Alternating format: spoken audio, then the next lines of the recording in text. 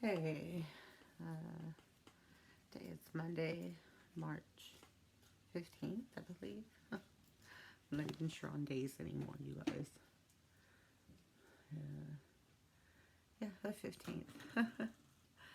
So, updates.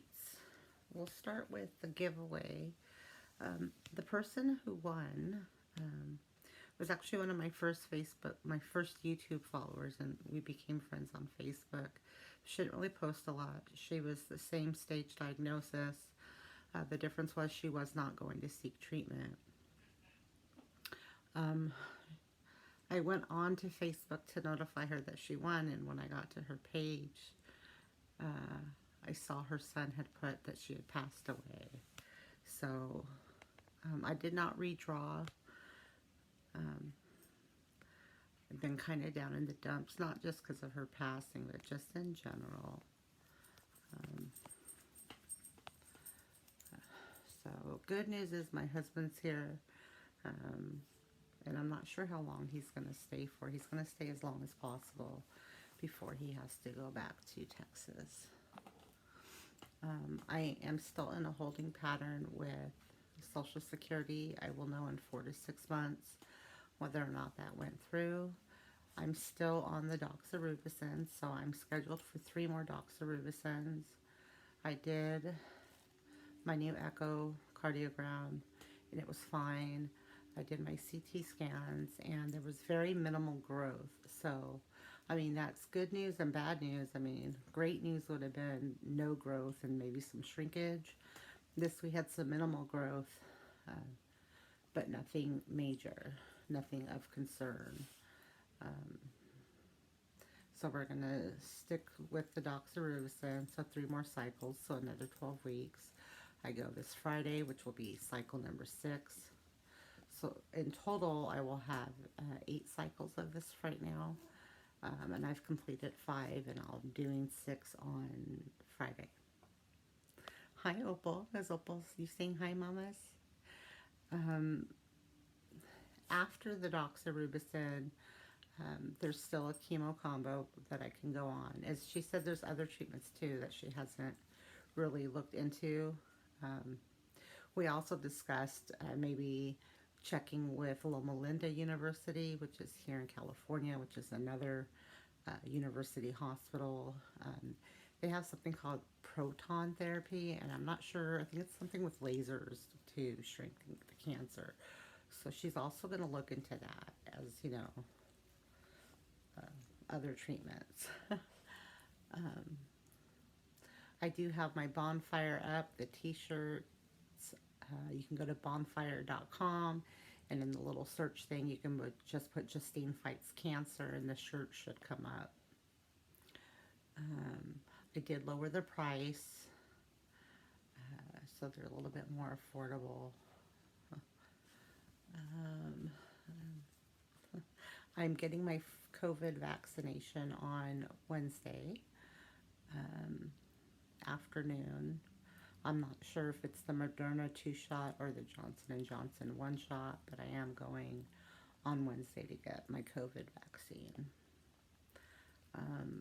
Still have the nephrostomy tube. I've had a little bit of problems because I have to do the exchange this month.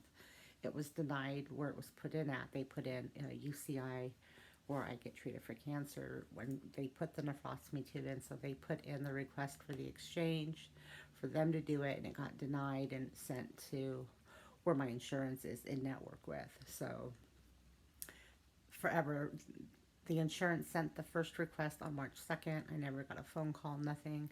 They sent it again on the 9th when I contacted my insurance, because I'm like, how the hell am I supposed to schedule this? And then they sent it again on the 11th, and they did get it, which was, I don't know, Friday? Maybe it wasn't the 11th, but anyway, on Friday, the girl who in the scheduling department said she got it, and she called UCI to request additional. They need information before they can schedule my exchange. So tomorrow, I gave today just, to see if they faxed it. So tomorrow I'm going to call and see where we are with that, because it does need to get exchanged this month. So yeah, a lot of stomach issues and problems. cancer, chemo related, probably, just everything in general, you know. Um, I'm trying to walk a little bit every day. Ever since the hospitalization with the infection, I don't have as much stamina. Um, when you're in bed all day, for those of you who are maybe later stage like myself, uh, when we don't move, we do tend to exhaust really easily. So, yeah. I know a lot of you have put messages. Everyone, I haven't really, not just that I've not been posting on here, I've not really been on my Facebook or Instagram either. Um, I'm tired a lot. I'm on the methadone twice a day and then a half a tablet midday, along with the gabapentin. Um, Sometimes I don't take it in the mornings. I try to go as long as possible. Like today, I had to get out. I had to go do my blood work. So my husband and I got out and went to the blood work. I went by my doctor's office for my general practitioner to pick up the note to prove, you know, that I have a cancer diagnosis, so I could have that if they ask for it on Wednesday for the COVID vaccination. Because today was the 15th, so it opened up today for like cancer patients, you know, people who who are diabetic, immunosuppressed. I forget what else, but you know. So, and I could have gone today for the vaccine. They had an opening, but I was like, no, let's do Wednesday because I knew I had to do blood work today. And last night was a bit of a rough night. I was up till about 5 in the morning. Could not sleep, even though I was on my pain meds. Could not sleep. And normally, when I'm manic like that, I will take a Seroquel, but I didn't want to be dragging today, so I didn't take it. Tonight I'll be in bed shortly. I'm pretty not so much tired, but the pain meds are working good right now. So tomorrow my nurse comes to change the bandage on my nephrostomy. I have some gauze pads. I'm gonna ask her to cushion a couple of points because they kind of dig into the skin and it hurts, you know, after a while when they tape them down like that. So she'll be here tomorrow, and then the next day, which is Wednesday, I have a video appointment with my palliative care team. It's just a follow-up. And then in the afternoon, I have the COVID vaccination. And then Friday morning, they actually scheduled my chemo for like 10 in the morning. I go Friday for my chemo. So yeah,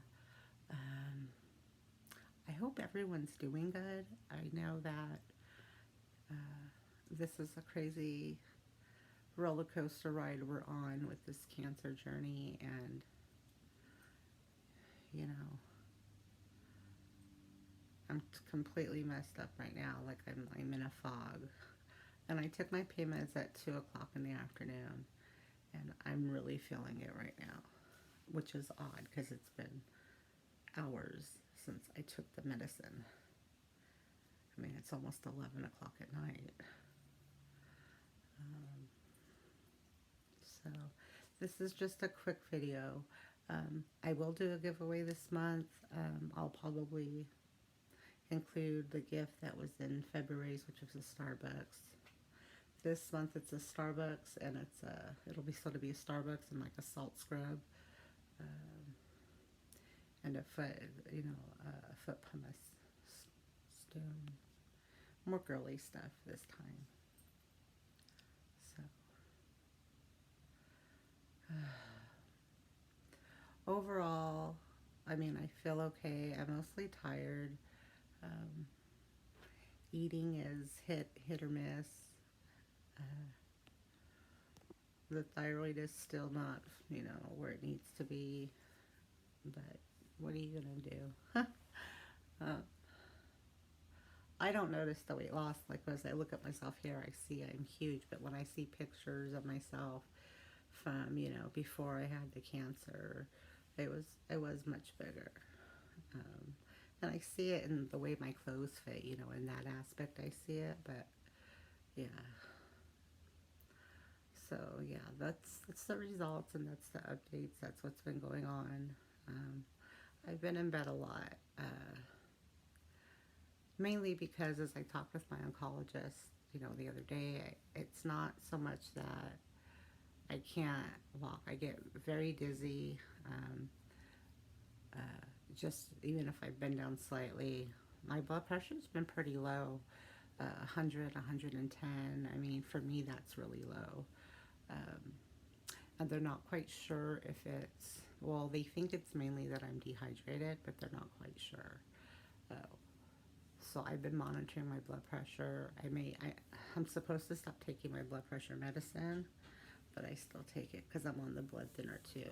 And it didn't get low like this until we added in the blood thinner with the blood pressure medicine. So I don't know.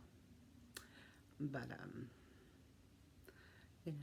I'm not really driving myself anymore. If it's somewhere close, I'll do it. But as far as driving distance, I'm not comfortable doing it. So, um, you know, most of the pain is the nerve pain, and I still have really bad nerve pain even now, months and months out from the last Keytruda. But right now, mainly it's the abdominal pain. And she said, there's no significant growth on the tumors. She said a lot of the pain is caused by the body's response, how our body, it's inflamed. And that's what causes most of the pain. So, yeah. And I do have some, like, a dull ache around the nephrostomy site. It's not bad, but, it is there. I think the outside part, it's not so much that where they have it hurts. It's not infected or anything. It's just there's pieces that they take, they cover, and they're digging into my skin. So I'm gonna make sure she puts something in between to cushion that this time, because yeah, it sucks. So I do have the bonfire up. I do have Cash App too. Cash App is Justine Fights Cancer. You can find me on Venmo as Justine-Haber. I have PayPal. I have them all. I do not have a GoFundMe, and I'm not going to do GoFundMe. I think that a lot of people do that. Right now, I'm just the bonfire. Everyone gets a shirt. This is Team Justine, and in this family, no one fights alone. So I've got those out and going strong. I think I've sold 13 shirts so far, mainly family bonus one. So yeah, that's what's been going on, you guys. I am okay. It's just, I really just I have no energy. I'm so tired all the time. And yeah, even just going today to do the blood work was just exhausting. I was so glad I didn't have to drive. And there was a bit of a wait. And initially I wasn't going to go. I was like, oh, I'll do it tomorrow. But I was like, no, you got to do it today because we've got crap going on all week. So that's all. I am okay. And I thank all of you who have written and asked if I'm okay. I am, you guys. It's just been crazy. I did take the death of February's winter a little hard. She wrote me privately a lot, and we would discuss things a lot. Not to give too much of her information out, but when I was diagnosed in October of, almost 2 years now, in October of 2019, and I did my first YouTube video, she actually was one of my first subscribers that was not a friend or family, and she had written me privately and basically told me her story. She had a spouse that had died, and she had found out she had cancer while he was in that process, and she was taking care of him. And she had made the decision at that time that she was just going to wait. So her spouse died, and by the time she addressed it, she was late stage 4B, and that was in October of 19. So she lived a year and, let's see, October, November, 15 months. with the stage 4 with no treatment. She did no treatment. Um, she was just in like a hospice setting at home. So, I mean, you know, she maybe could have had longer, but I get why, you know, having going through this process, and those of you who are going through it, if you're late stage or you guys know, um, I understand why a lot of people just choose, especially when they're older, you know, 60 or above, why they choose not to seek treatment. They just choose to let it take its course. I understand. Um, It's a very hard it's very hard on our bodies. This is hard mentally and physically, and it's hard on our families. It's, you know, it's hard in general. Um, but I feel that the fight is worth it. And like you guys know, I've said it all along, you know, our attitudes play a huge part in how we go through treatments. Um, but I still stand by if I get to a point where I have no real quality of life, where I can't do, you know, anything, then I wouldn't keep seeking treatment. I would go hospice and, you know, let the disease run its course. Um, so I don't know. I mean, hopefully, you know, I can get Medicare and I can get to Texas and, you know, be in my home there. Um, while it's nice here with my parents, this is not my home, although this is where I grew up.